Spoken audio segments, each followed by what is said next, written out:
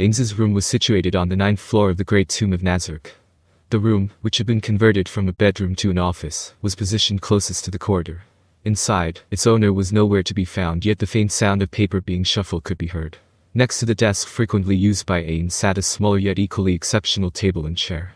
It is upon such a chair that Albedo, the guardian overseer of the Great Tomb of Nazareth, was perched to process the documents laid on the desk. Ains had already prepared a separate office specifically for her, one that was equal in status to his room, a room reserved for prospective guild members.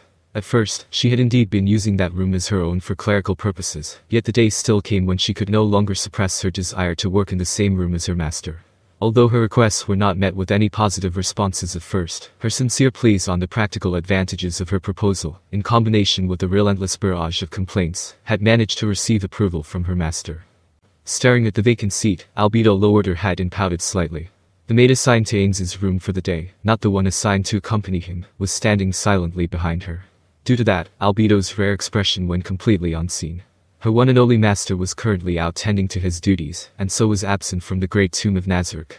He was taking care of routine business in the city of Erantel. If she had her master's permission, she would have severely punished the idiots who, by setting up a meeting, had dared to encroach on the time she should be spending with him. Of course, she knew that such a request would never be approved. As such, she forcefully suppressed her pipe dream to turn Erantel into a sea of flames, but her efforts were in vain. The dissatisfaction in her heart grew until it boiled over and managed to manifest as complaints. How annoying, those insects. Labored breaths filled with terror could be heard from the ceiling, yet they were intentionally ignored by Albedo. She still hadn't forgotten the time they had ruined her chance, and felt certain that they deserved to be scared at least a couple of times more.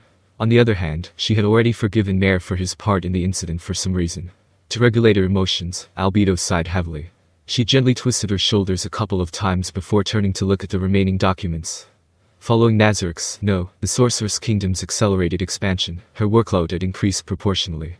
Regarding diplomacy. Behind the curtains of the cordial interactions they've had with multiple other countries, the horns signaling the start of an espionage war had already been sounded. Although they had confirmed the presence of spies from the Theocracy, the Kingdom, and the City-State Alliance in Erantel, the Sorceress Kingdom chose to simply observe their actions for now. As Demiurge was managing those affairs, all Albedo had to do was to memorize the reports in front of her. Regarding internal affairs, Erantel hadn't experienced many incidents caused by racial tensions. It wasn't as though there were none to speak of, but, compared to other countries, their numbers were shockingly low. The citizens weren't technically being threatened into this state either. They just had a clear understanding of exactly how terrifying the Sorcerer King and his undead subordinates could be, to the point where they choose to keep to themselves and live out peaceful lives by their own free will.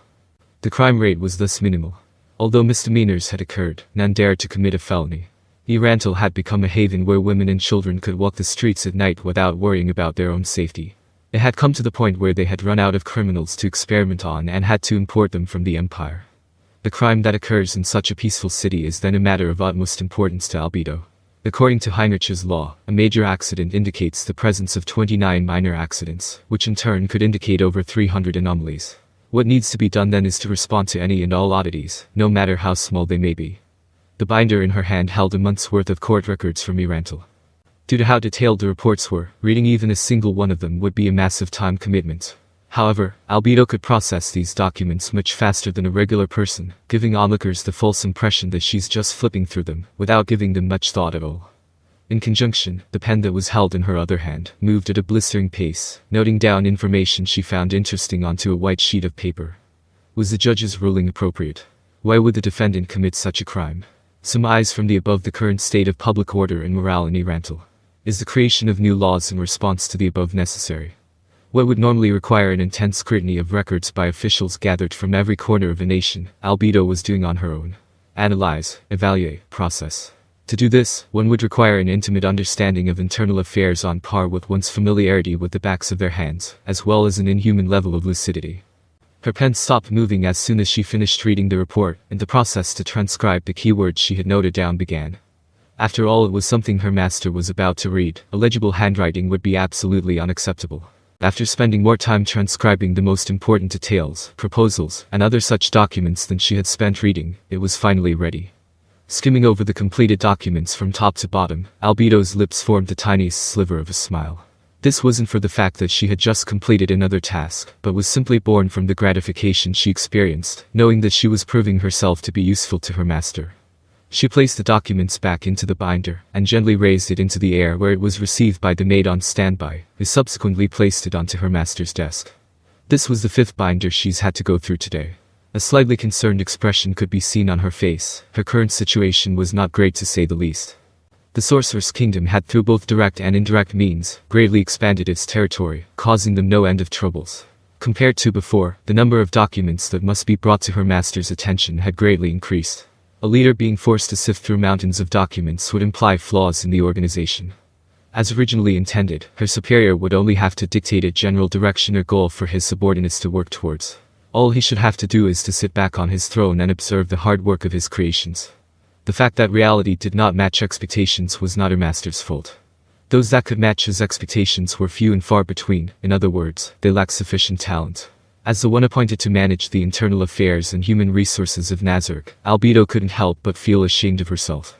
Though she had taken precautionary measures, the future remained uncertain.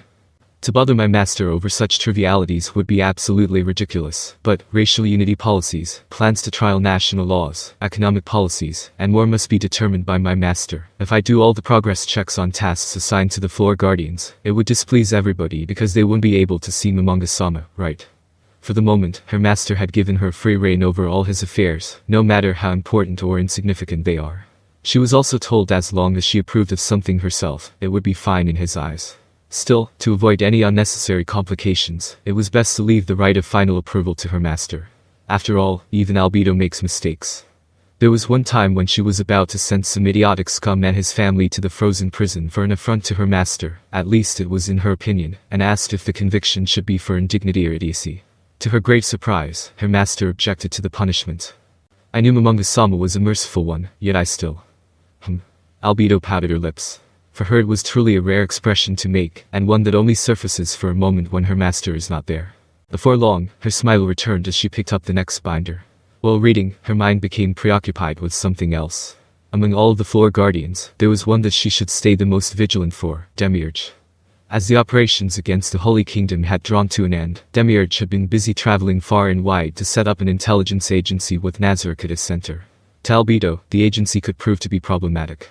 It would have been fine if it were to be headed by Albedo, the guardian overseer herself, but it was not unlikely that the newly created position would be given to Demiurge. That would be a troublesome situation. If possible, she would love to take that authority for herself by letting an easily manipulated puppet chair the agency. A few faces came to mind, but they were all lacking in some capacity.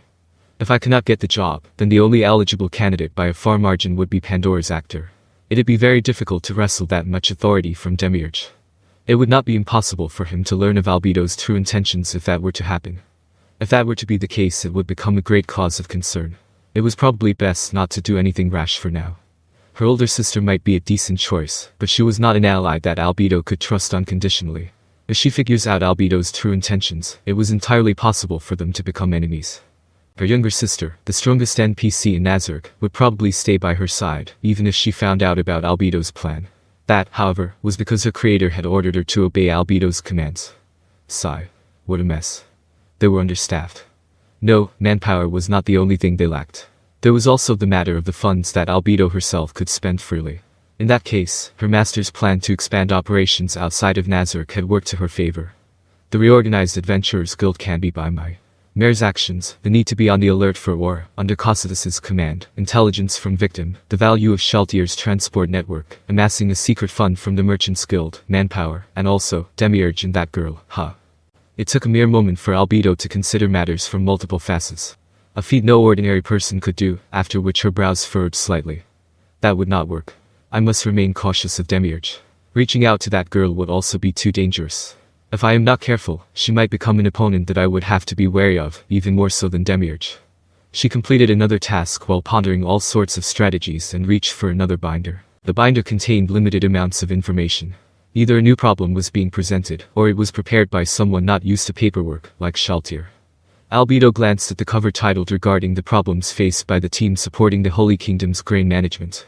Apparently, it was the former. Albedo could not recall anything regarding such a problem. Did something happen? Albedo blinked a few times as she read, her eyes opening wide into smooth circles. She read it again from the beginning, and after confirming its content contained no metaphors or falsehoods, her mouth opened slightly as if in a daze. Her usually dignified face appeared to be more perplexed than anything else, as if she's unable to comprehend what she'd read.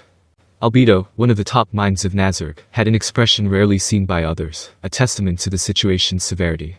Despite that, Albedo's lucid mind still pushed onwards, contemplating the cause and possibility of the problem being presented. It's highly likely that the girl betrayed us, but did she accept a better offer from another organization? But according to my judgment, that offer should have been impossible to trump. No, nothing is confirmed yet. A lack of intelligence again, huh? Whoever presented the report must explain it to her in detail. At the same time, she must discuss the matter with Demiurge, her colleague who's probably deeply linked to the problem. Reporting to her master will have to wait till afterwards. She browsed the two of the reports, confirmed that they were not that important, and said to the maids standing behind her, "We must hold an emergency meeting. I will go to the 7th floor first to discuss matters with Demiurge.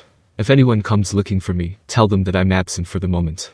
She activated the ring of Ainzul gown on her left ring finger, as soon as she finished dictating her orders. As the Guardian Overseer, she had to keep in her mind where every floor guardian was at all times. Demiurge had just finished his work in the Holy Kingdom.